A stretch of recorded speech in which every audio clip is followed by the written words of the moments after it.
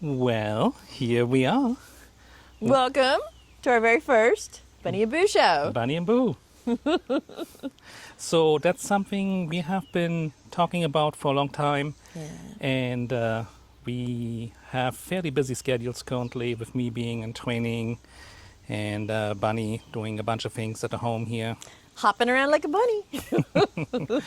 Anyway, we finally found a little bit of extra time, and we figured weather's nice, sun is shining. It's a beautiful day. It was hot today, but this evening is lovely. Yes. Yeah, we went actually this morning to a meet with our friends from Shenanigans. Had a Moto and Latte, shout out, Pilot Point, Texas. Yeah, had a wonderful time. But anyway, so this is our first podcast style Bunny and Boo show. Yes. Yes. And we figured we're gonna do a little bit of a review of our lovely Moto Guzzi V100 that we have now in our stable for about 2.5 years. About 2.5 years. Yeah. And I wanted to do a little bit of a long-term review, but never really gotten a chance to do it. And so here we are. And I think what we're going to do is, what we kind of talked about, is how much did the bike cost? And if you followed the channel, you know that I'm the king of tinkering. Yes. Yes. And so we spent a little bit of money in upgrades. And so we're going to go a little bit over the upgrades and see what I added. Bunny has some questions concerning value. Hug. They love you. You're so delicious. And we'll just take it from there, see what it added, see if it's just cosmetic, and see if it was worth it. See what you guys think. And obviously, when you talk about if it's worth it, you know, some of it adds real value to the bike. Some of it, it's just, doesn't value to me personally. But anyway, with further ado, I got a little list here. And I'm going to start blending in a little bit of footage here that you will see what we added. So from the top, we changed out the windshield. That was $140. We changed out the mirrors and bar ends. I switched over to the Rizoma Stealth mirrors. Which look very cool, by the way. You get lots of compliments on them. Yes, they look very cool. Functional-wise, they're not that great, but they look cool. And that's kind of what I Is that the important thing? And the bucks. I know. Get all the candles going and the bugs Going are down still... the list, we added a quad lock for our phone system. I didn't like the tank cap that came from the factory, even though it's lockable. So we replaced that with a racing cap. And then going towards the front, we added front axle sliders, a little cover for the speed sensor, a must-have, which is the radiator guard, an engine guard on the bottom. We added valve cover bolts. They're basically just a cosmetic item. The Agostini big bore headers, which obviously look very nice and shiny. We have on the back then the MIF slip-on exhaust.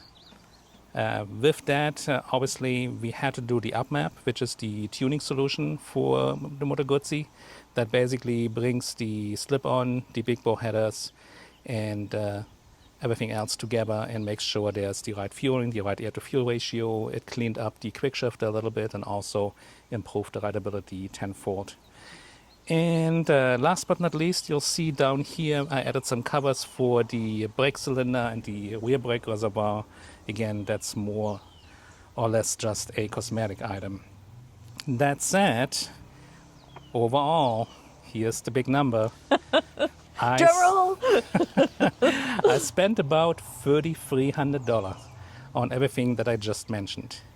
And since I have been a first model year adapter with this bike, unfortunately, I did pay full price for this bike, which was 2.5 years ago, $17,000. So Plus tax, title, and license, plus but tax, we're not title, going to include that. license. It's Yep. just base price. So that brings us to a grand total of $20,300, give it or take, for the V100 as she sits right here. And I will say, obviously, once again, if you have followed the channel, you've probably seen I had played with some different parts. But what you see here right now is, for me personally, peak Moto Guzzi V100. That is exactly like I want the bike, like I envision it for me personally, and it does basically daily commuting. It does my twisty rides. I can take it to track day, and it does very well in its current form. With the tires. With the tires on track days. Little asterisks here with the tires. So the bike in its original form came with the Angel GTs, which I know a lot of people like them. I never liked them. And so we switched them out. What did you not like about them? They just felt twitchy. They just felt twitchy coming out of corners. I never felt confident with the rear end. Every time I started getting on the gas, it just felt really twitchy. And What is twitchy for you? Is it the back end gives a little? Or? Yeah, I Okay. felt like the back end was kind of sliding away from under me when I really aggressively come out of the Okay. corners. Fair. So never really got comfortable with it. We went with it on the first track day with the tires, weren't really impressed with it. Yeah. And then switched to these Michelin Power GP2s. And oh my God, what a night and day difference. You were so excited when you went to track Wow. with those. Yeah, and you've been So- really happy with them. And as bonus, we got to ride in damp and wet conditions. And even in damp and wet conditions, rained. they did amazingly well. Check out some of our videos that we have on the channel. You will see me basically zooming by quite a few bikes. So You had a lot of fun. we had definitely a lot of fun. But anyway, to go back on topic, so let's just go real quick through the list here. The stock windshield really never did anything for me from a looks point of view. And the one I have on there right now kind of goes better with the theme of the bike, even though it is actually smaller. It's tiny. I mean, It's- it doesn't even look like a windshield to It's me. actually, it seems to work for me, for my height, 176 centimeters or 5'1". Is it 5'1" or 5'10"? You're about 5'10". 5'10". So 5'10" for our American viewers. It actually works fairly well for me when I'm in a touring setup and have it in the up position. Yes. The mirrors, as we briefly already touched on it, that's really just more cosmetic ad. They look very cool. They're not really providing that much Do you, of a view. honestly, when you ride, do you even have them up? Sometimes I have them up, sometimes I don't. Okay. But if I have them up, I literally have to kind of Kind of like move a peek? little bit and peek and Okay. make sure I get the right angle. Okay. The quad lock obviously is a must-have if you have your phone, if you use your phone as navigation. The navigation. Yeah, we use it all the time. The tank cap was really just a cosmetic item that I wanted for the bike to look better. In red, right? In red, yeah, to go with the kind of, obviously we have a little bit of a gray, red and black theme going on with the bike. The cover for the speed sensor, it's just a little insurance if you have like a rock chip or something, so that kind of made sense to me. Do you have a radiator guard? I do have a radiator Okay. guard. Yes, I do. That one obviously is in our books a must-have. We have seen it several times now on our rides where when we were riding the twisties hard, you do throw up some rocks, and if the person behind you comes a little bit too close, If they're chasing, yeah. they definitely They're in getting- danger. danger. In the rock zone. Yeah, we had it twice now where somebody unfortunately picked up a rock into the radiator guard. Didn't have a radiator guard, so that's a little public service announcement here. If you Please don't, put one on. if you don't have a radiator guard, Check Amazon. yeah, They're not expensive definitely put one on. and save you a lot of money. Yeah. Next one, the engine guard down here. Really for this bike, not needed, but does look very cool. Oh, this is one that you love. Yes, that's the Wait, one I look. loved. I initially went with a very simple solution, but this one kind of looks cool. Has a little screen in there. We call it the little squirrel eater. Poor squirrels. But that one is kind of like 50-50. 50 for looks and 50% for protection. Okay. The red bolts on the valve cover, same thing. That is really just a cosmetic edition. But now we come to the big one here, and that is the combination of the Agostini big bore headers, the MIF slip-on in the back, with the up map, which was programmed by the Guareschi brothers from Parma, Italy. They are running a shop called G-Cors, and that is basically like a almost unofficial Moto Guzzi in-house tuning company. They're have the folks to go They to. are the folks to go to. So when I saw that they were providing the software and the tuning solution for the Moto Guzzi, it was just a must-buy. I have been buying quite a bit of stuff from them.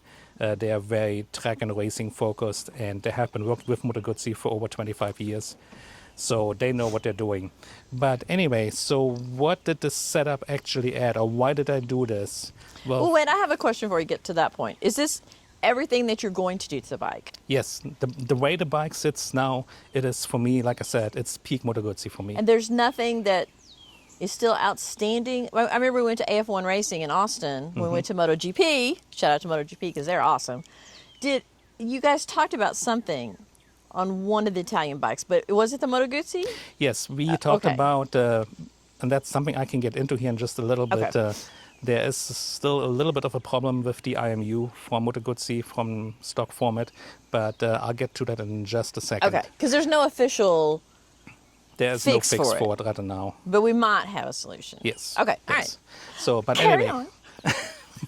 so why did we do the exhaust? So first of all, here's the aesthetic part. And that is something, if you watch my very first video of the bike and my first initial impressions and review, is for how much the bike costs, what Moto Guzzi threw on here just didn't look well for me. And it was the base model, even Right. though it has the fancy. Right, but both, even the S model, which is still the has top of the this. line, Okay. has the same setup with the exhaust. Okay. So basically, you have a rather cheap-looking exhaust system with a kind of like a aluminum cover on here to pretty it up a little bit. But in my book, personally, it just looked cheap. And so, And you're a big exhaust person. When we get a bike, that's literally the first thing you do. Yeah. Is say, okay, what kind of exhaust does it need that looks good and has the performance that you're looking for? Even if Right. it's only a little bit, we talked about this, even only a little bit of a gain, like 5 horsepower. what? It's a combination of the looks and the way it sounds. That's a big thing for you. Yeah. And then the way it feels and What? rides. Okay. So why did I do this? So first, obviously, it's the looks portion, and obviously, I think the looks speak for themselves. Everywhere we go, we get compliments on it, and Yes. people look at it. And believe it or not, this is actually a stainless steel exhaust system. Even though the way it looks with the gold, it colored in very nicely. But looks is really only one part of the equation here. The other big part is that with the increased emission controls, thanks to our European friends, the manufacturers having more and more challenging time to make these bikes compliant with the emissions. And so True. what they're doing is they're putting bigger and bigger cats on here, which in turn makes the bike run hotter, which is really not that great for the engine. And thankfully, so far in the US, we don't have to deal with that here. And so even though we're getting the bikes, obviously, from Europe in its form with its European specifications concerning the emissions, we don't have to keep them. And so, and I know for our European friends, they're probably going to shed a little tear here, because I know you guys really Sorry. can't do that. But here in the US, we can kind of still We have a lot more freedom. tweak the still. bikes and have a little more freedom and tweak the bikes in a way where we can make the bikes like they were probably intended to be initially from the manufacturer. That said, what you see here is now the big bore headers with a Y pipe that remove the catalytic converter. And then obviously I added the MIF slip-on in the end. I looked at all kinds of options that are out there, and to me, that was the nicest looking one for me personal. Again, that is personal preference. There are other systems out there from Agostini and from Mistral and from SC Project, and you can pick and choose whatever you like Does best. Yoshimura make something for this? I don't think so. Okay, Yeah. that's off the table. Okay. But anyway, so the big benefits on this system is it removed a lot of heat from the engine.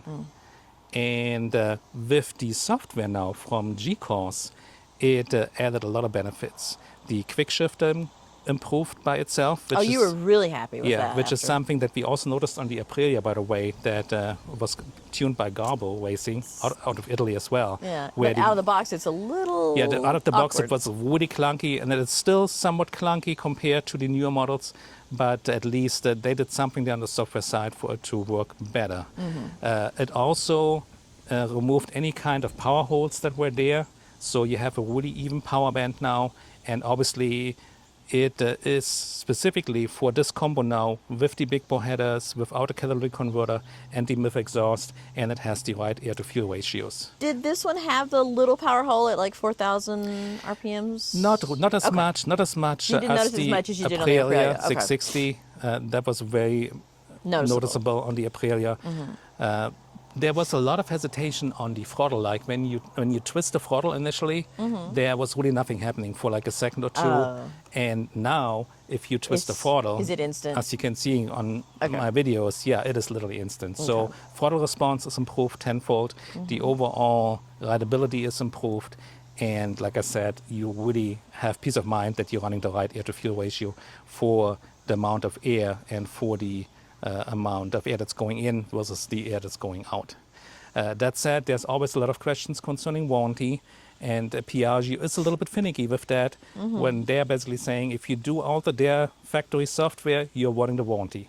And that's a risk I was willing to take for the improvements. For the improvements. For the improvements. And that's something I said, you know what, if something major happens, I'll just bite And I the will bullet. say, how many miles do we have on it now? We're sitting at about 5,500 miles. And I don't think we've had it in the shop for any major Nope. warranty work We at all. had so far- It's been pretty reliable. Yes, that's the other thing so far. I know there have been reports especially on the initial models with cooling leaks, but so far, knock on aluminum or wood, we haven't had literally zero issues. So let's go back to how much we paid for it, which was the $17,000. And at the time, did you think that was a fair price for it? Or because I remember when you first saw this, before you even saw a price on it, when you saw what do we call this? The livery? Yeah, it's a special edition Navale aviation themed The livery. theme. He said, I'm a pilot, I'm buying this bike. And I said, yay? I don't, because we didn't even know how much it was going to be. What? So was price a consideration for you when you bought it, or was it one of those things you said, I have to have it?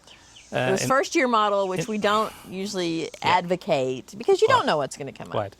So in this case, because it was aviation themed and I have a hard time waiting, I just saved up my money and I really didn't care about the price. Okay.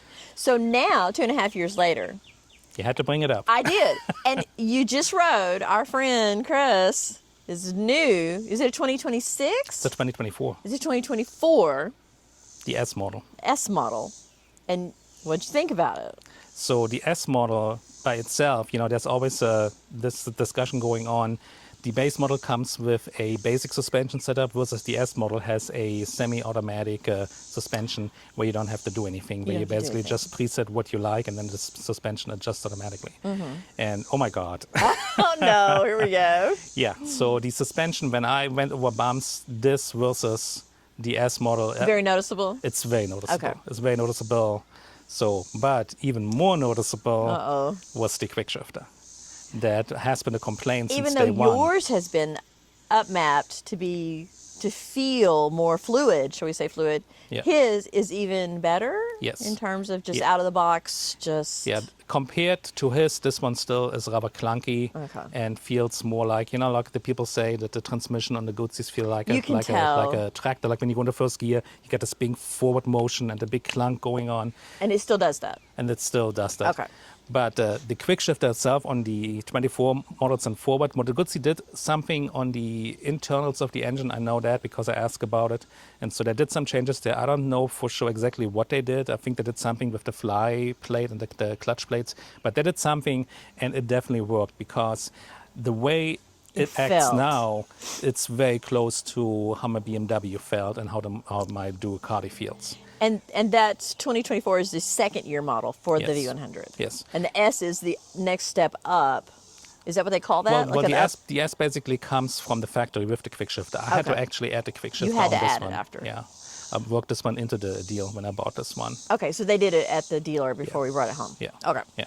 All right. So that's probably, if you're looking right now at older Moto Guzzis, that's the one I would put out there is, I would say, unfortunately, avoid the 23 first-year models. And that's something I knew I got myself into. Kind of new, but we That- were willing to accept it because Yeah, we didn't know how long the special livery is going to last and how fast it's going to sell out.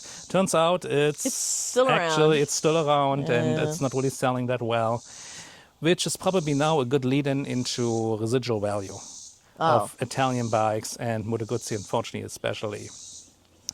So just I almost think it's every bike. Not okay, because there's no such thing as a blanket, right? What? But in general, when you buy a bike, you should know you're not going to resell it or trade it in or whatever for the same price you got it for. what?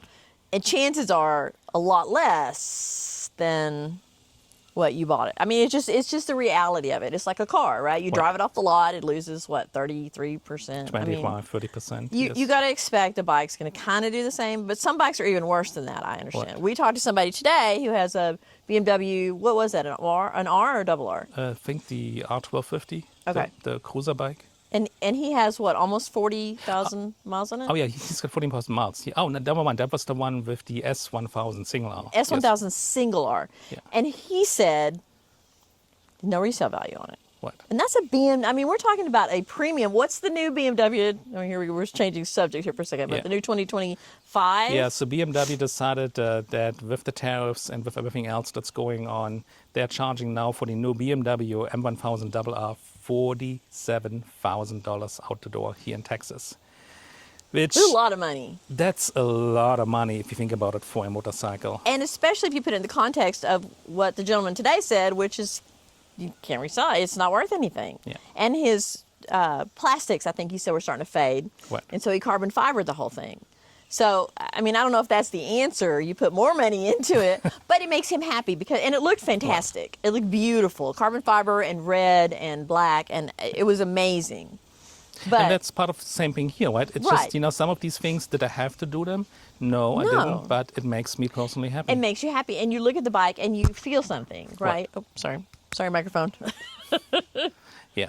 So, but anyway, But they don't hold their value. right, to go back on point now, What do they offer you? Okay, so can we just do that? Like the last time we thought about maybe, or did we ever think about trading no, this in? we were kind of like just trying to see See where it's at. If I were to trade it in. He likes to know. He likes to just do these scenarios. He thinks they're in his head, but then he says them out loud, and so then we all have to come up with numbers for him. But what would happen if you wanted to trade it in? And what was the number you got back? So Let's just be honest. Yeah, so about a year ago, Plano Kawasaki Suzuki offered me about $8,000 for it. Okay. And you paid 17 And we paid 17. in 2023. So- if that tells you anything. Yeah. And that- you can see the bike is pristine. What?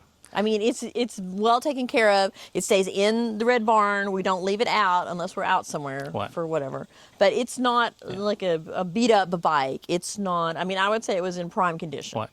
Wouldn't you say generally most of your bikes are well taken care of? Of course. Yeah. Yeah. But unfortunately, Moto Guzzi is unfortunately a brand that it's not well known, and people, because Moto Guzzi doesn't have a great dealer network like Point and Case here in Dallas, Texas. Is that it? We have one dealer. That's it. That is it. Okay. And luckily, we are good friends with Plano Kawasaki Suzuki. Little shout out. Hi, AJ. Hi, AJ. But yeah, so you only have one dealer, and also Piaggio, the Piaggio group itself is not known for being very speedy when you do need replacement parts. It's anything that comes from Italy seems to take quite a while. We Yeah. have a friend who has Point an and Case, Aprilia. yeah, Troy. Hello, Just Troy. bought it. He's going to talk to everybody today. But he's waiting. What are we at? Are we at 6 weeks now on a part? I think from he's Italy? going on to 2 months now. Oh my gosh. Yeah. So it does take a while. That's something you should be aware of if you want lovely bikes. They're beautiful. They're nice to look at. But parts are, it's a crapshoot when you go in. So he bought a brand new 2026 Aprilia 660 factory, developed a little bit of a coolant leak, and Aprilia said, that they looked at it obviously, and Aprilia said, do not ride the bike, park it. Park it. Until we get the How part do to you you. park a brand new bike for 2 months? Oh. Yeah. So obviously, and he was on the cusp of buying a RSV4. brand new RSV4 factory for $30,000. And guess what? He said he can't. changed he just his mind at this can't point convince himself to do it. Because obviously- how are you down for that long? What? On an activity we like to do every day if we can. So that is something I think the Piaggio group in general, but especially Aprilia, seems like has to work on it a little bit. Right. That they make their parts a little bit more A available. little bit. I mean, I'm not even talking about it doesn't have to be next day or even that week. But I mean, like 2 weeks, I think is fair. Yeah. Even having to come from Italy to here, Yeah. maybe 3 weeks. But come on. Yeah. But to go back on point now, what is this bike after 2.5 years worth now?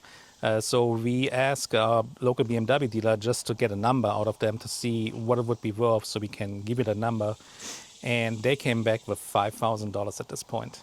So basically, and for some reason, they tell you that the add-ons don't care. As a matter of fact, they actually are negative for the bike. I think anybody will say that, right? They're not going to pay you. It's kind of funny once they put it on their website and they're selling they it. list every add-on. They list every add-on, and they're telling you and they're so proud of it. then that you actually have to pay for that. But it's kind of funny how and it it works. could just be how dealers work, right? They've got to lowball you so that they get their profit margin. Anyway, there. so the current number after 2.5 years with 5,000 miles on it is $5,000. And obviously we just chuckled, and obviously we're not going to sell it. No, and But, I don't think you were ever serious about it. I mean, no. you've always said if there was one bike in the whole garage that you would keep, it was you could only have one. What? This is it. And that kind of brings us to the next thing. So what is the way forward, or what do we think of this bike 2.5 years later, and how does it compare to all the other bikes we have? And obviously... Or had. Or Or are we have going had. to compare it just to what's in the barn right now? But even to what we have right now. So we have, between her and me, she has 6 bikes, I have 6 bikes. We have a few bikes. So we have 12 bikes. And we were saying, so hypothetically, if for some reason I had to sell everything and just could keep one bike, which bike would I keep? And between everything that we have in there, from the Ducati Panigale V2 to the Ducati Scrambler to the lovely 4RRs, to my little Vespa here, R3. to the R3, What are we to missing? the little The Papios. Papios, to the CF Moto Ibex. The Ibex. This bike does it all. It can go track days, it can go touring, it can do daily duty.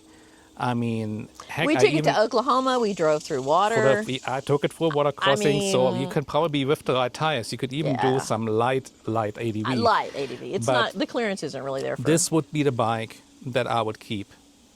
Would you say this is the most comfortable bike, or is the Ibex more comfortable? This is probably the most This comfortable is bike. the most comfortable bike. that Okay. So I love it. And you have a pack for the back. Yes, If so we we do have a go- Mm-hmm. little top box for the back that we use, obviously, with the tail tidy that I installed on this bike, because I didn't like the factory tail. I disabled the pannier system in the back, but I'm never a fan of these big panniers anyway. And You so don't like the look of them. No, so we using these big top boxes from Wake, and they fit perfectly on that big back seat if I have to go touring, so perfect. But yes, so this is still D1. This is still D1. If there were only one bike to keep, this is the one. It does it all. It Not the gets, V2, No. even though it's very fast. It's And you feel kinda like MotoGP. It's a one-trick pony, though, right? It's more like I a know. one-trick pony. It is. And, it is. And honestly, second place is probably the 4RRs. Well- that do a lot too. And you ride this is probably not the video for that, but you ride the V2 a lot. But tell them why you ride the V2 a lot. Well, There's a reason. Because I have a service contract on it that for the next 3 years pays for all my maintenance. Oil changes. All changes, Everything annual but tires. services, Desmo service, everything. Everything is covered. Mm-hmm. So that is the reason why you're probably going to see me riding this one more than anything else at the moment. Gonna get your because money's worth I'd out like of to it. get my money's worth out of it. And the way these service contracts work is you use it or you lose Or it. you lose it. And especially with the Ducatis, where we're talking about a $2,500 plus Desmo service every 7,500 miles, I'd like to put the miles in the Ducati right now. Or actually, basically, it's like a free pass, right? Right. You No, got that's people what, usually- what. Are you going to get 2 Desmos out of 3 years, I'll or are you going to try? probably- Are you going to try for 3? Maybe even free. Okay, Yeah. you're going to try because it's free. It's I free. mean, Yeah, I mean, that's what the contract is for. but why did you not get a contract on the Moto Guzzi then? Honestly, because I didn't know any We didn't know any better. Yeah, back We're in the kind day. of learning as we're getting Yeah, we're deeper still, and deeper I mean, even into. though I've been doing this now for a couple of years and have been riding for such a long time, we kind of have been in and out. You still learn things as you go, right? We always still learn. Same with riding, right? Every time we go to a track day, you still pick something up and you're still learning. But yeah, we just didn't know any better. And again, knock on wood, the Moto Guzzi has been very reliable. Other than the first service and then the routine oil changes and tire changes. You've never even had a flat tire. Nope. on the Moto Not Guzzi. even I mean, this one. of all the Yeah. crazy stuff we've done with it, and the places we've taken it, and the things we've done with it, I Yep. mean, Yeah, there was one time where when I changed the exhaust, I noticed that there is a little bracket in the middle underneath that holds the exhaust. That broke off, and that was actually, from what I understand, Moto Guzzi kind of did a revision of that part because it was initially was designed not first to, year to model. withstand it. First year model. Oh, that reminds me. Let's go back real quick to the exhaust one more time, because we said there is one issue with these aftermarket exhausts, and I noticed on the forums that people have been talking about this. Yeah. So when you install these aftermarket exhausts, they are usually adding a little bit more vibration to the bike, just because the way It's just the they're way they're designed. designed. And the IMU from the factory is very fuzzy when it comes to vibrations and has a certain limit. And once you get out of this limit, you get these alarms concerning traction control and ABS. and that's what I mentioned earlier. Yes. That we're not struggling with, but you, Well, no, I found a solution at this point. Okay. So in my case, so basically we talked to AF1 Racing because, didn't know what's going on and how to fix it after we installed the exhaust system. And when I was really on it, I would get these alarms for traction control and ABS. But only when you're really on it? Only when I'm really on Okay. it. Yeah, if you're riding it normal, like day-to-day riding, there was nothing doesn't going go on. off. So basically, track day environment or really aggressive riding. But we talked to our friends at AF1 Racing. Shout out to Ed Cook, by the way, at AF1 Racing. He's the man. He's the man. He said that is a problem that kind of carried over from the R660s and Toronto 660s, where they noticed that as well on track days. And what it is basically, the factory IMU has a very narrow band when it comes to vibration, where it thinks it is normal, and when it goes out of the normal realm, Then it worries. Then it basically says, oh my God, I don't know what's going on here, so I'm going to disable your ABS and traction control system. Not a good thing if you're riding. Nah, obviously not. Well, because you're only the only one to get on it. So if Right. you get on it, you probably do need those systems. It would be nice to I'm have them. just saying. But anyway, the fix is to basically just to come to a stop, turn the bike off for about 10-15 seconds, turn it back on, Okay. and the IMU will reset itself. Now, how did we fix it on this bike? We installed the DB killer on this particular exhaust, and it was enough to reduce the vibrations, just enough Or to change the tone for of it, maybe. yeah, the tone and the vibrations, just enough for it to bring it back into the range. Has it not gone off since you've done that? Nope. Okay. Nope, that's the one thing I noticed is once I have the DB killer in, then So we're going to consider it fixed. Now, if you still have problems, there is what is called an IMU damper that Garbo Racing came out with for the R660. That they say will work. That say basically should be working with this one as well. I actually still have it. I bought it. I haven't installed it because I didn't feel the need anymore because it has been fixed ever since. But so if you do have problems, talk to AF1 Racing in Austin, Texas. Talk to Ed Cook. He's the man. And that's probably something you could try if you have that problem. If you're struggling with it. If you have an aftermarket exhaust system and if you have a problem with the alarms. Now, I just remembered when we were out in the garage the other day, and remember you noticed the bolts that are on the frame? Did we ever come up with a solution for that? Yes, I cleaned them up and I put some. Because they were starting to rust, which I thought was unusual. Again, garage kept. Yeah, so I guess if you want to pick niggles on this bike, yeah, we had a couple of bolts, like these little bolts in here on the frame, these and these, where we had a little bit of rust showing. And talked the German doesn't like that. Yeah, obviously German OCD. And so we talked to the dealer, but they said Moto Guzzi will not cover that. Obviously, it's not considered warranty. Right, it's not considered Is warranty. that the wear and tear, basically? And so the fix for that is I basically a little bit of a wire brush and WD-40 and kind of get it out. Scrubbed it down pretty good. Scrub it down, and then. Is that something we need to do every so often? Yeah, Okay. I just keep it lubricated every so often to keep it shiny, basically. Is there anything you don't like about it right now? I know it's your favorite bike, but I'm like, just real talk. Is there something that, if you designed the bike, would you have done different? If I would have designed it, and I don't know if there is room for it, but Yeah, we're not designers. We're not engineers. This is just like. I would like for the bike to maybe have another 25 to 30 horsepower. Oh, you said that. It's so close to being Perfect. perfect. Yeah. But the limiting factor is it's just not quite top end. The one fast thing we enough? noticed, like obviously we had the BMW M1000R with 210 horsepower, which was just too It's a much. monster. Yeah, just too much. And I noticed on the Ducati Panigale V2 with about 155, 160 horsepower, that seems to be. It's almost a sweet spot. That is for me personally. For other people, this may be perfectly fine. I mean, it will run up to 140 miles an hour, just fine. And when technically on normal roads, when are you going to do this? But because I do take it to track days once in a while, it would be nice to have just a tiny bit more power. But I think even for the V2, you almost want like a touch more. Or are you happy with the V2? No, the V2 seems to be happy medium at this point. Like I said. Oh, we didn't even talk about the Hayabusa. I was like, what else is in the garage? I was just because now we're talking about speed, and that's probably the fastest thing in the garage right now is the Hayabusa. That is the Hayabusa. But yeah, if there would be a way of Moto Guzzi would say, hey, we got still some room in the engine. Oh, we could. And we'd add another 25, 30 horsepower. You'd that would be probably like, put it about "Yay!" 145, 150 horsepower, which probably would be absolute fantastic for this bike. I think this would make it really the one and only bike. Now, you already have your eye, because I saw you. You already have your eye on another Moto Guzzi. Does that one have that extra? No, And so what do you nothing like about this one that you're Well, looking that at? basically has the so she's talking about the wind tunnel edition that Moto Guzzi is coming out this year with, and He does this. They're not even out, and he's like, I these can look, bookmarked just it. looking, just looking. Please. But anyway, so yeah, so after test riding our friend's Moto Guzzi's S model, I mean, and realizing how much difference there is, believe it or not, I like the bike that much that I will still keep this one around. And get another one. And probably going to end up getting another one. But what did you learn about buying this one that you're going to apply Yes. to the new one? We will Please? not be a first model year adapter, and we will wait all the way till the next model year comes out because they are not that popular. And if you wait, you can get get a a deal. substantial discount. Speaking of, Your our friend got a Chris really good deal. got about $6,000 off his V124 V100 S model, which is obviously a spanking deal for these type of bikes. Yes. Yeah, so- That's really a good deal. And you asked me now the other thing that I like about this one. What I didn't like when Moto Guzzi came out with this bike is that they went from air cooled to water cooling.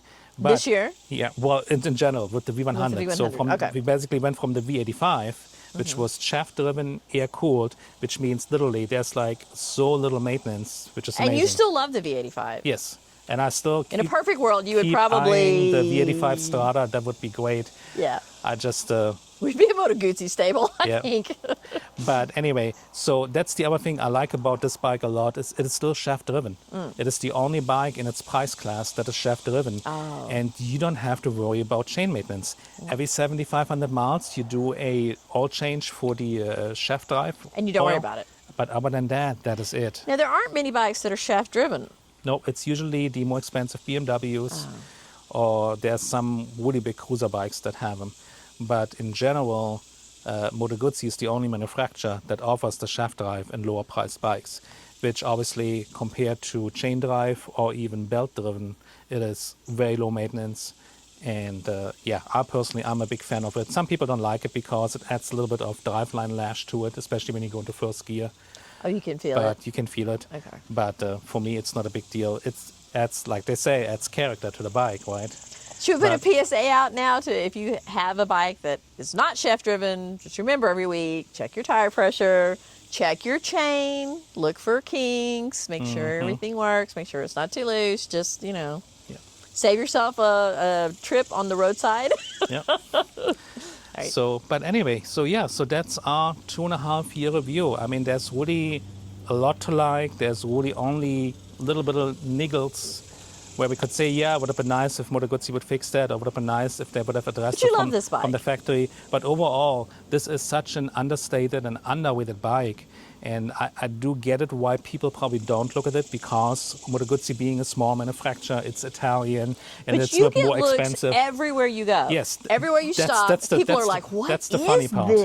Everywhere we stop, people come still to this day. Yes. And say, oh my God, this is amazing looking. What is this? And You can were you tell me in more line. about We it? were at the racetrack. He's in line to go out on the track, and that gentleman who was waving them off came over to him. And he's like, "What is?" It was so funny. We got it on camera. It was hysterical. Yeah. He's like, "What is this bike? It is so cool." And So, so you just don't see a lot of yeah. them. So if you want something that is unique and you want to stand out a little bit, and if you want a conversation piece, This is your bike. this is your bike. And This is can definitely do your it bike. all. So, And please find it on sale. yes, don't buy it new. Find Do it on not- sale. Do not buy it new. Do not pay MSRP for it. There's a huge community out there Yeah. of fans, devoted people who ride the bike and who love the bike. We have a group. Yeah, we have a Facebook group called V100 USA V100 Owners. It keeps growing. So you can get help. You can show it off. You can talk about it. It's a great bike. Not for me. I'm too short. Although we talked about maybe finding a lower seat. Well, I think if we put a lower seat on you, and if I do maybe get the wind tunnel edition, You then might let me I think we're gonna put talk a lower about seat on it and let me give it getting a a lower shot. seat on this one, and let you try on this one for a little Cool. bit and see what you think. Yeah. That said, let's do a little bit house cleaning. So what's in the pipeline next for us? So that's something, the Bunny and Boo show is something, like I said in We the want to beginning, start doing it. we I want to think do it's it more frequently. right. It's more fun for us than doing the scripted, here's the bike and here's the ride we did. I don't know. This is more interesting to me. And hopefully you guys find it a lot more interesting to hear the things we talk about and maybe bring something up that you guys want to talk about, certainly let us know. But we also want to maybe start doing like a little gossip, you know, maybe the news for the week. Poor Mark, crashed twice. I mean, Right. poor guy's got, I think his elbow, he said. His elbow's His hand, bothering his him. elbow. Or his wrist. But he's still racing. He's still racing today. Yeah, we're It was talking about Sunday. MotoGP. MotoGP, and, yeah, sorry. So crashed twice in practice. Oh my gosh. Got fourth in qualifying and still obliterated everybody in the sprint He's race just again. such a phenomenal rider. Yeah, Just he's just watching alien. him ride into a corner and out of a corner. I mean, and his brother, it's obviously in their genes. Yeah. It's something in their genes. His brother Alex rides too, and just watching them together is such a treat. I just cannot tell you guys how amazing it was. We went to Austin, saw it in person. We're going to try to go this fall again. Yeah. And see it again, because it's just, I can't even explain how much fun it is to be there, to be with the crowd, to talk to people, to see all the vendors except Ducati, because they hit on Ducati Island. But it was really an amazing thing. It was a very good experience. But we would like to maybe do like news, maybe a little bit of gossip, Yep. maybe talk about it. We have a lot of bikes. We've owned a lot of bikes besides what's in the garage. Maybe talk to you guys about why we did it, why we got rid of it. Yep. But we like this. We'd like this format. I hope you guys like it. I hope you find it interesting. And maybe a little shameless plug for our little t-shirt store. Oh, he's wearing it. MotoMischiefs. Don't resist the twist. Stand up. Turn around. I have all different slogans on the backs. Turn around. I'm trying to come up with really cute things. Promote the motorcycle community. Promote togetherness. MotoMischiefs.com. Yeah. Yeah. If you want you some feel like it, t-shirt, it's, you know. just take a look at it. No pressure. No pressure. I just think it's fun. But anyway, I think that will wrap it up for today and our little. Do you want to pat the Vespa? your new little toy? The Vespa is so cute and so much fun. I can't tell you guys. Yeah. You just go shopping. It has a little hook. The Vespa's a whole nother video. We'll save it. But I love the Vespa. It's so cute. So that said, thanks for watching, everybody. Thanks for being sticking here. around. We appreciate it. And we will see you soon in the next We'll one. see you on the next one. MotoMischiefs. MotoMischiefs out. out.